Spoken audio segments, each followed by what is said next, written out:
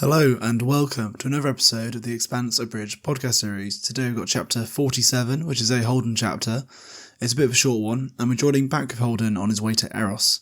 So the last few chapters we've seen, Holden and kind of all the boys, really, all of our guys, are off to Eros. They're going to go figure out what's going on, strap some bombs to the asteroid and blow it up. And blow it up, keep it irradiated so no one can go on it, and then hit it with the Navu into the sun, so that no one off Prison Molecule, and everybody's nice and safe.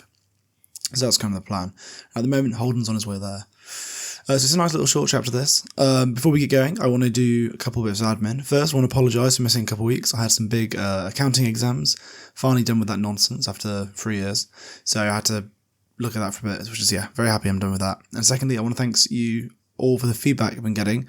My big man, James, hero right there, has been leaving some lovely feedback, what we can improve on and what we enjoy. So just keep that coming in, and then we'll just try and get this better and better. So right, straight into the chapter. Holden's having some eggs, he's just hanging out. And he's got a big warm glow, because obviously in the context of them going to deal with the Proton Molecule, he's also been getting laid with Naomi. So he's a very happy man. And he sat across from Naomi, he wants to wink at her, but he's with the crew in the back of the Rocinante, and at this point, Naomi's asked to keep their little relationship secret, while Holden's doesn't really give a shit. Because obviously Holden's background on Earth was he's got 8 parents, 5 fathers, 3 mothers. And he says the sleeping arrangements were always complex in his house, but the discussions about who was bedding with whom were never hidden from him, and left him a strong aversion to hiding his own activities. Which I quite like, as you've seen that consistently throughout Holden's character and his actions, about honesty, getting information on the table, all coming down, or coming from, having 8 parents who are all fucking each other. And this, I like that. I feel like it feels realistic, and it's continuous throughout his kind of character. So anyway, Naomi's we've got a special equilibrium, don't fuck it, and Holden's fine. And he says, besides, it would have felt like boasting, and that would have been rude. Keeping his voice neutral and professional, he said, "Naomi, can you pass the pepper?" Amos's head snapped up, and he dropped his fork on the table with a loud clatter. "Holy shit, you guys are doing it." So Amos is a detective, and he figures it out straight away. He said, "It's been weird since back on the ship for the last few days, but you guys are finally playing hide the weasel." Holden blinked twice, unsure what to say. "It fucking took you long enough. If she'd been throwing herself at me like that, I'd have been neck deep in that shit," says Amos. Alex just goes, "Wow."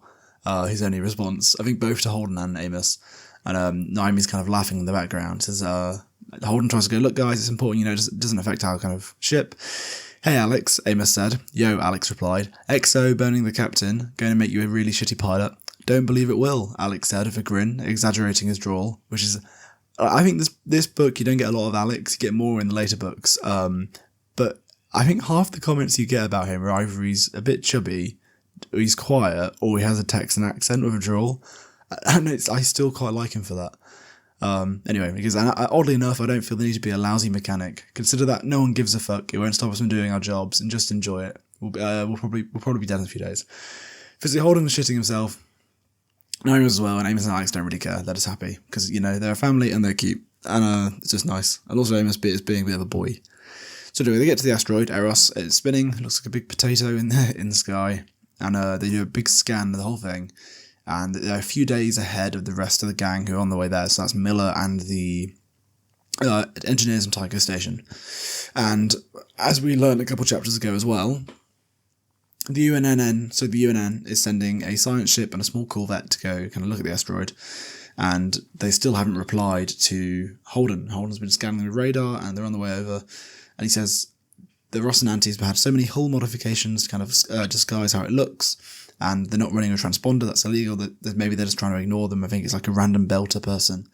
But equally, they're in the big alien asteroid, so they're probably going to get killed. Although the UNN wouldn't take risks and would shoot the belters to kind of secure the asset, kind of the environment. So Holden rings them up going, "They're probably going to kill us. I better ring a generic link up. I better reach out." So he reaches out, and they don't speak back, they just listen. And Holden's kind of weighing up his next move. Naomi's getting a battle station ready. Alex has gone on the juice in case they go to a fight. Amos has secured the ship down, and he just declares a warning, being like, "I'm James Holden, fuck off." To which the other guy replies, "No, you." And that's pretty much it. And Holden kind of thinks about the situation, and the captain of it's an aging corvette. The voice was young. He's guarding a science ship that had previously been doing some work in the belt. He's probably ambitious without any people looking after him. So it's quite dangerous because it's probably quite a desperate commander of that corvette, i.e. he's likely to force an engagement. And Holden basically lights him up with a really fancy laser sweep and all the fancy stuff and says, look, my ship's bigger, stronger and better than yours. You don't know what you're against in terms of you can't even recognise you're against a Martian ship because of hitting it. And the guy's like, are you threatening me, Rocinante? The young voice in Holden's headset said, its tone hitting just the right notes of arrogance and disbelief. And eventually Holden's like, I will fucking do it, mate, and I'll blow up the science ship as well, so you'll lose the mission on top of also dying. And they break even harder than before, and they're going to, Alex says they're tracking, they'll be relatively stopped about 2 million kilometres away. So obviously a long way away, but in terms of space, they're just kind of loitering on the edge. And because they're braking, their drive plumes, or the big flare from the engine, is pointing towards Rocinante. So Naomi comments that we can't see really what they're doing besides braking, so they could be communicating to somebody else. Then we have one of the little breaks in the chapter, and Naomi goes, he's not wrong, and they're in the operation suite. Alex and Amos are fast asleep somewhere else. Just Naomi and Holden up, and they're talking about, he's not wrong, Who's not wrong? Miller. I have no idea what you're talking about, says Holden. Holden's displaying the most powerful thing in the universe, the male mind, of just misunderstanding a woman. Because that's Holden, he's our boy.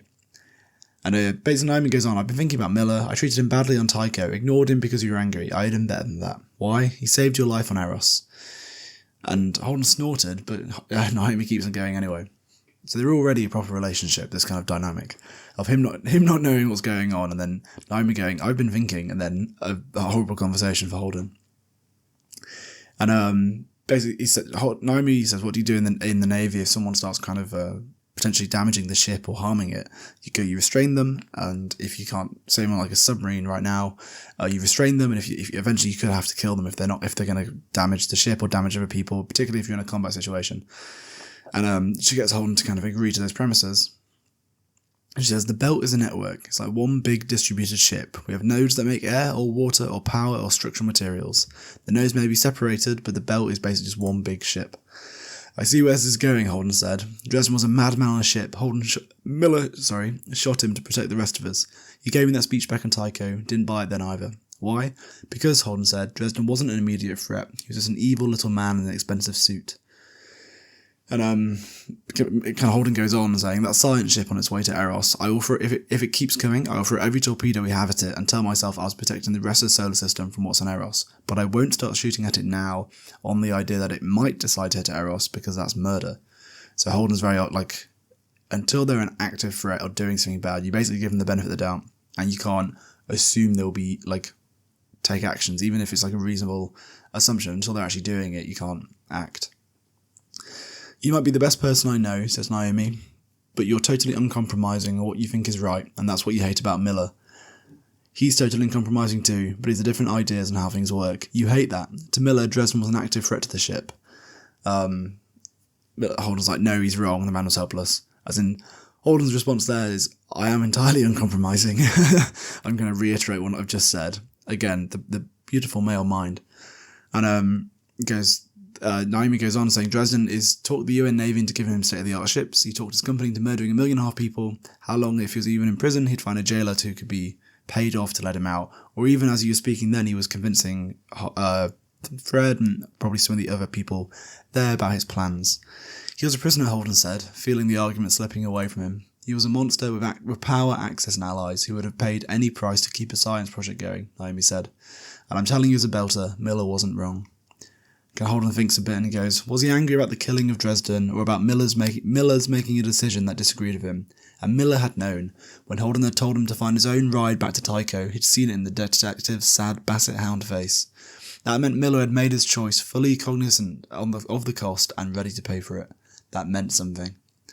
Which I quite like that. I think that's Holden kind of really realising that how similar he is to Miller in some regards of a kind of belief in himself, knowing what he wants, but also kind of why he's right and having a framework behind it. And it's only in a situation like this where, obviously that Dresden was evil and should have been killed, but kind of exactly when that should have been done or what there should have been a trial and stuff is finally a grey area where both of them can feel like they're right to some extent. I don't know, I quite enjoy that.